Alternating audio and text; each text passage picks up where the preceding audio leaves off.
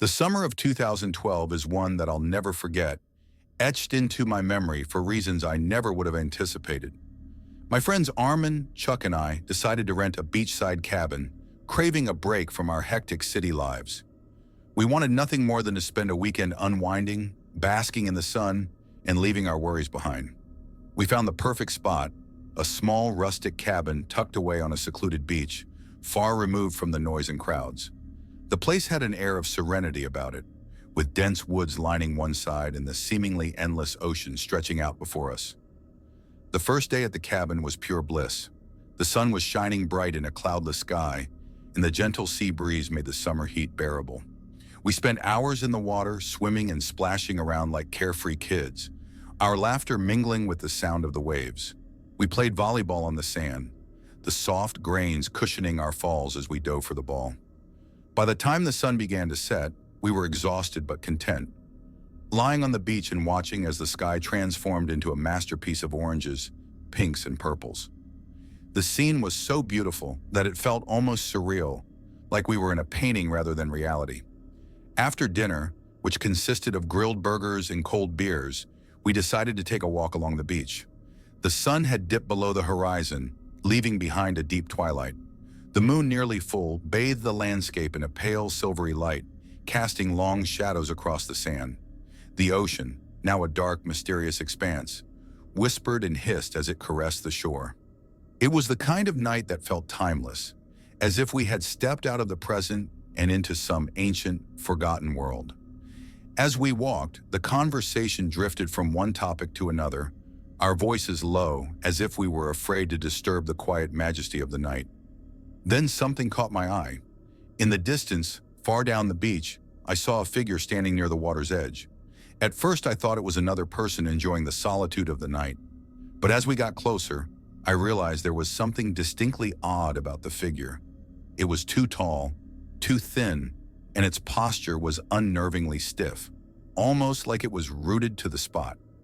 The figure faced the ocean, motionless, as if entranced by the rolling waves. I pointed out to Armin and Chuck, and we all stopped, staring at the figure in silence. Chuck, always the joker, made a quip about it being a scarecrow or a badly made statue. But even he couldn't keep the nervous edge out of his voice. The longer we looked at it, the more unsettling the figure became. There was something inherently wrong about it, something that triggered a primal sense of fear deep within me. Curiosity, however, got the better of us.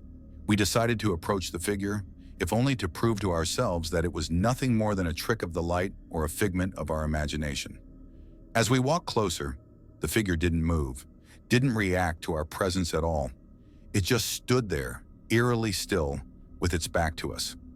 My heart was pounding in my chest, each beat echoing in my ears as we drew nearer.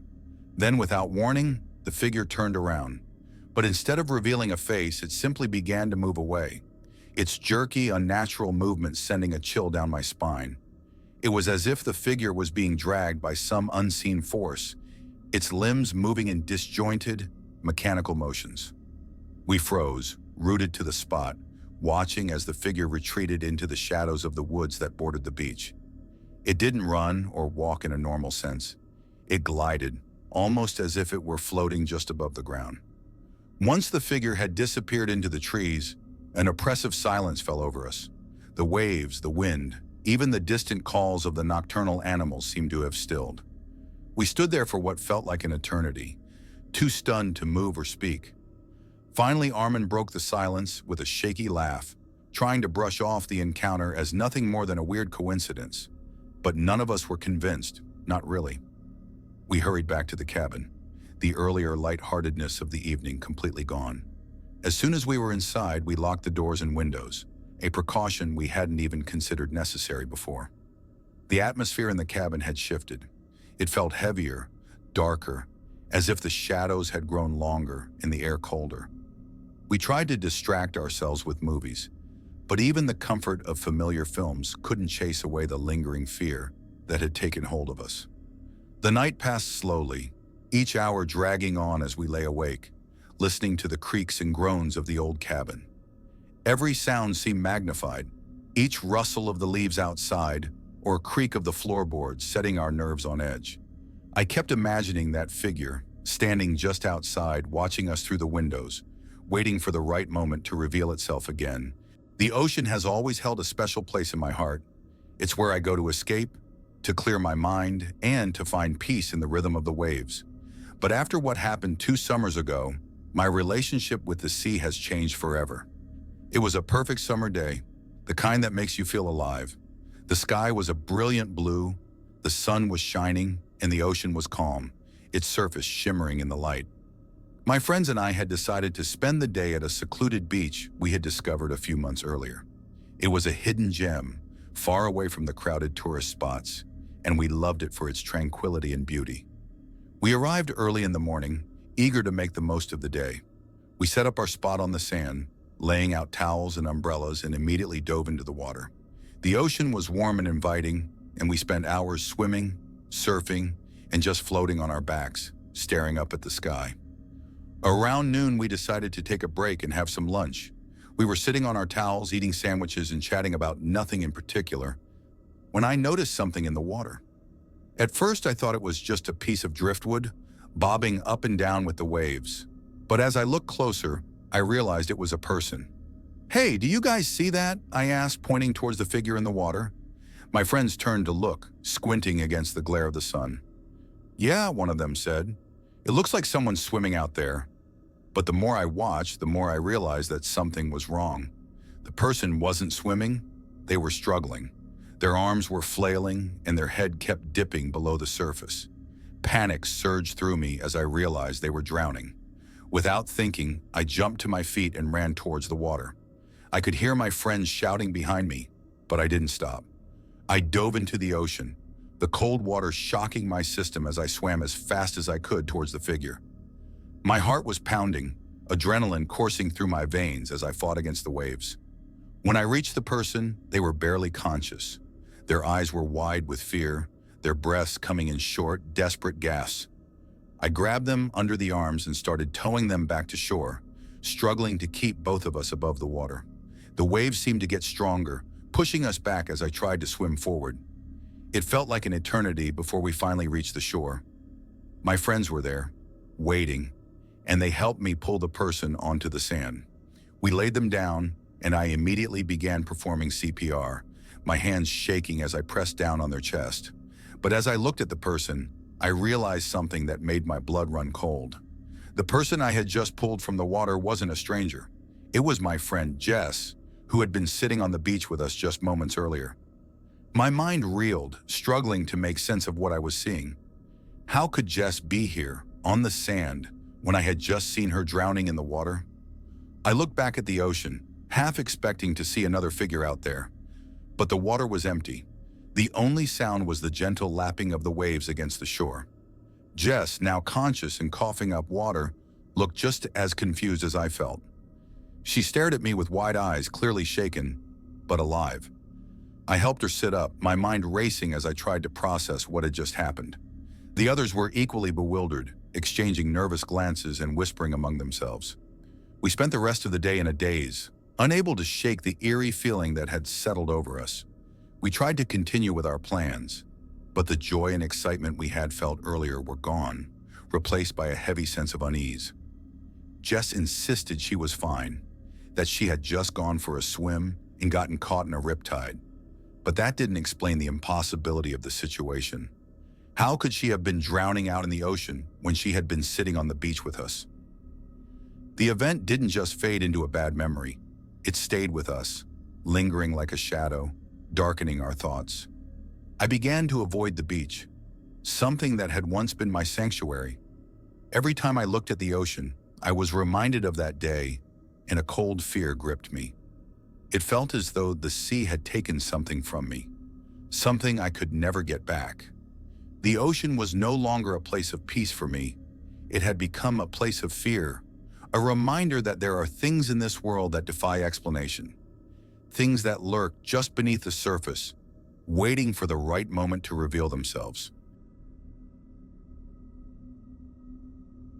When morning finally came, bringing with it the dull light of a gray, overcast sky, we all felt an overwhelming sense of relief. But the beach, which had seemed so inviting the day before, now looked bleak and unwelcoming. The vibrant colors and the soft glow of the setting sun had been replaced by a cold, harsh reality. The waves were choppier, the wind harsher, and the whole place felt subtly hostile, as if the very environment had turned against us. Despite the gloomy weather, we decided to explore the woods where the figure had disappeared. Perhaps, we thought, we would find some logical explanation for what we had seen, something that would dispel the growing dread in our hearts. We packed a small bag with some snacks and water and set off, trying to recapture some of the adventurous spirit that had led us to this remote beach in the first place. The woods were dense and dark, even in the middle of the day. The trees were tall and thick, their branches intertwining to form a canopy that blocked out most of the sunlight. The air was damp and heavy, filled with the smell of wet earth and decaying leaves.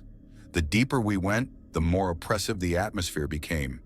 It was as if the forest itself was alive, watching us with 1,000 unseen eyes. After walking for what felt like hours, we stumbled upon a small clearing. In the center of the clearing was a circle of stones, arranged with unnerving precision.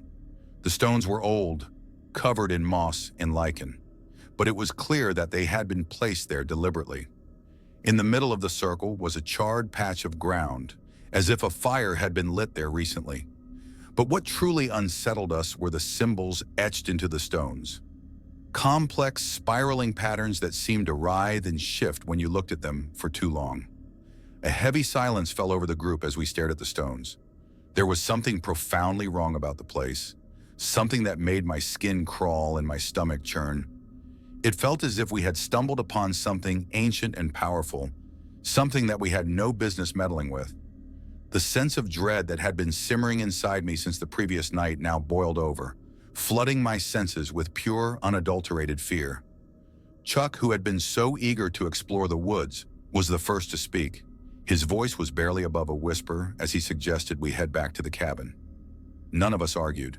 We turned and walked back the way we had come, our pace much quicker than before. Every rustle of leaves, every snap of a twig made us jump, our nerves frayed to the breaking point. By the time we reached the cabin, we were all on edge.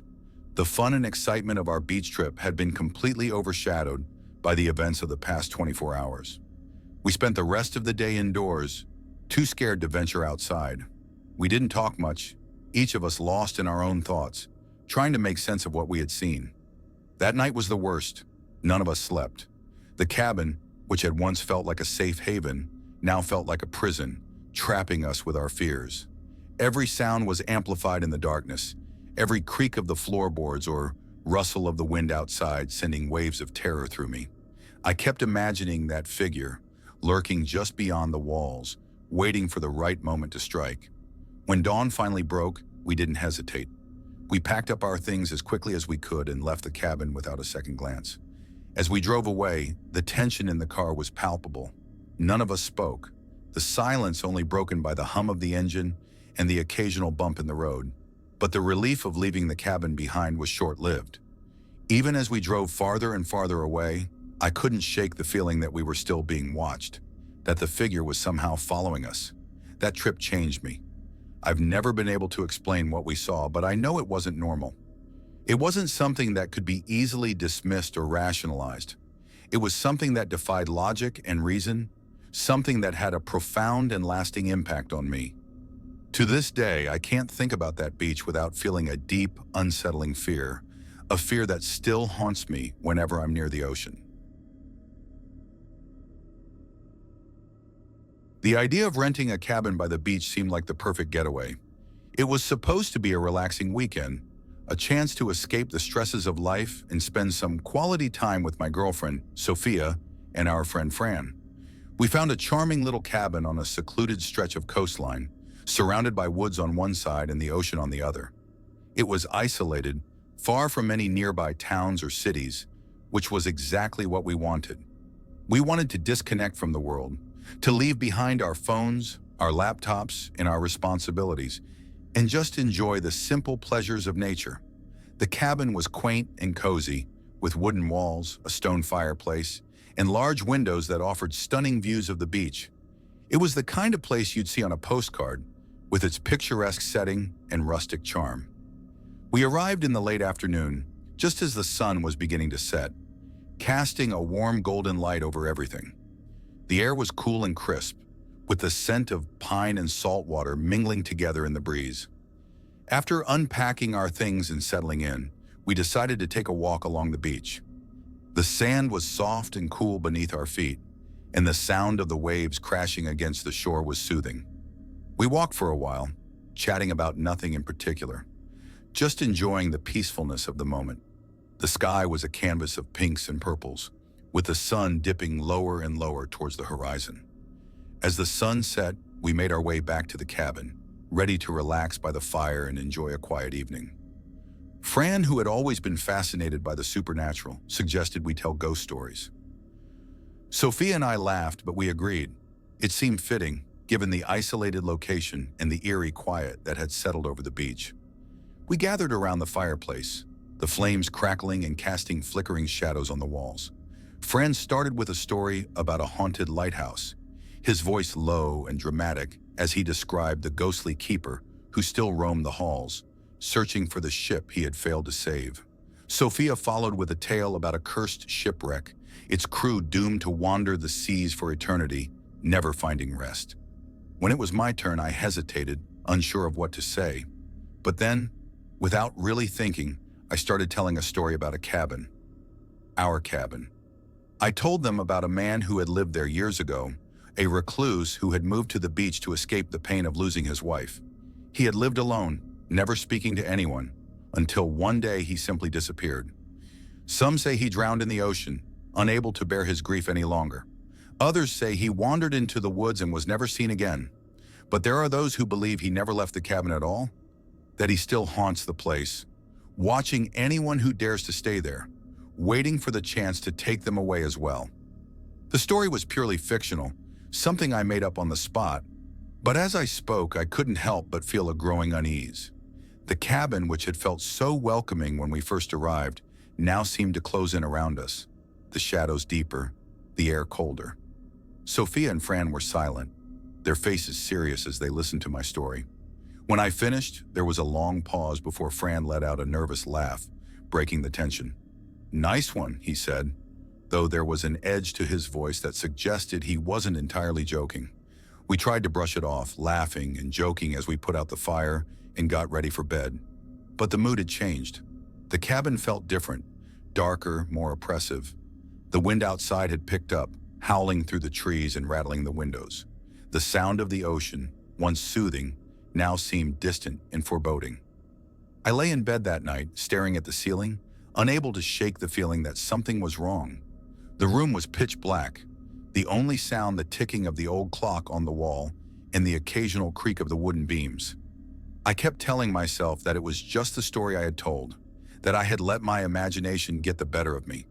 But no matter how hard I tried, I couldn't shake the sense of dread that had settled over me. At some point, I must have drifted off to sleep, but it was a restless, uneasy sleep. I was plagued by strange, unsettling dreams. Images of the cabin, empty and abandoned, the windows broken and the walls covered in moss and ivy. I saw the man from my story, standing at the edge of the woods, his face hidden in shadow, watching me with eyes that seemed to glow in the darkness. I woke up suddenly, my heart racing, unsure of what had jolted me awake. The room was still dark, the cabin silent, but there was a feeling of presence, like someone was in the room with me, watching me. I strained to listen, but all I could hear was the sound of my own breathing, ragged and shallow. I turned on the bedside lamp, flooding the room with light, but there was nothing there. The room was empty, just as it had been when I went to bed. Shaking off the dream, I got up and went to the window, looking out at the beach. The moon was high in the sky, casting a silvery light over the sand in the ocean.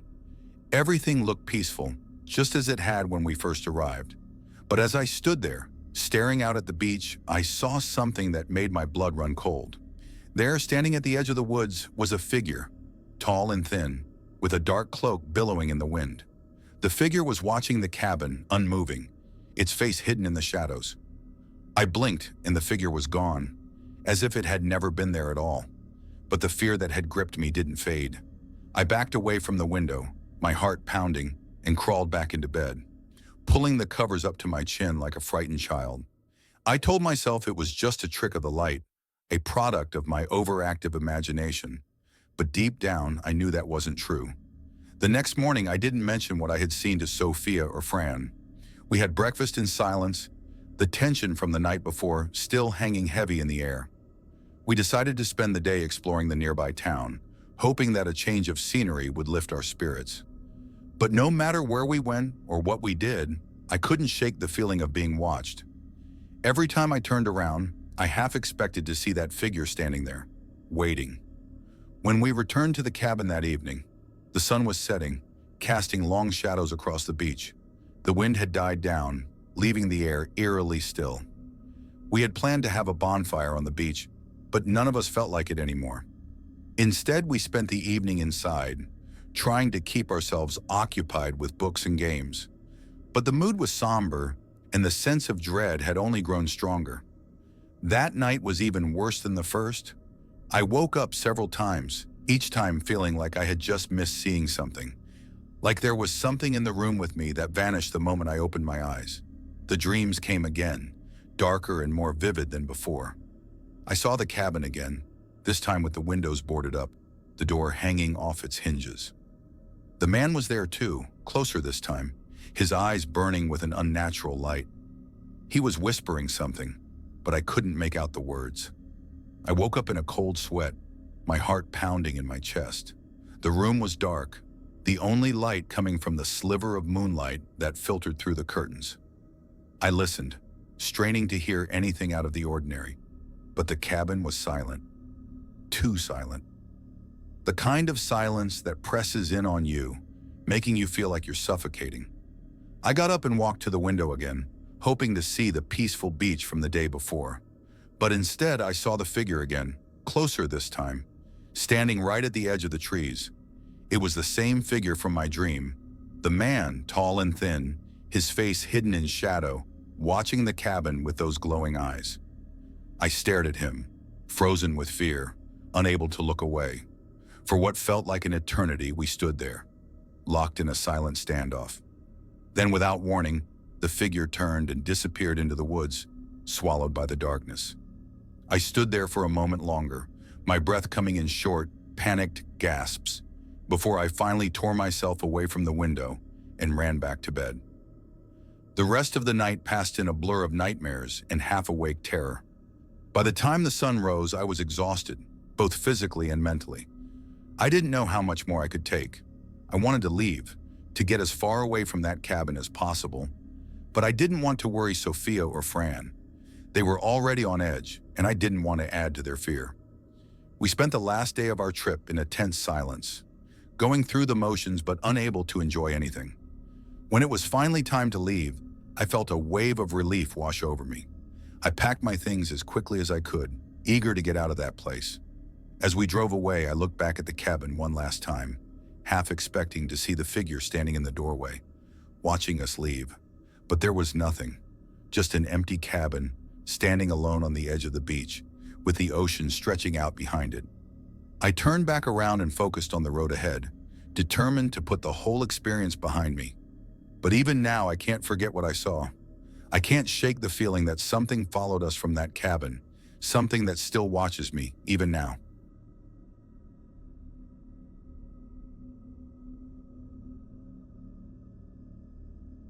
The ocean has always been a place of solace for me, a place where I can go to clear my mind and find peace. But one summer day, that peace was shattered forever. My friends and I had decided to spend the day at a beach we had never been to before.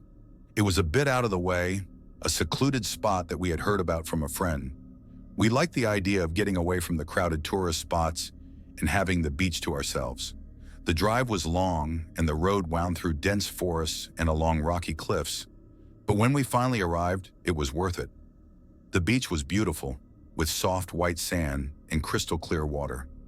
The sun was shining, and the sky was a brilliant blue, with only a few wispy clouds drifting lazily by. We set up our towels and umbrellas and spent the morning swimming, sunbathing, and exploring the rocky outcrops at the far end of the beach. The water was cool and refreshing, the perfect escape from the heat of the sun. We were all in high spirits, laughing and joking as we splashed around in the waves. It was the kind of day that makes you feel alive.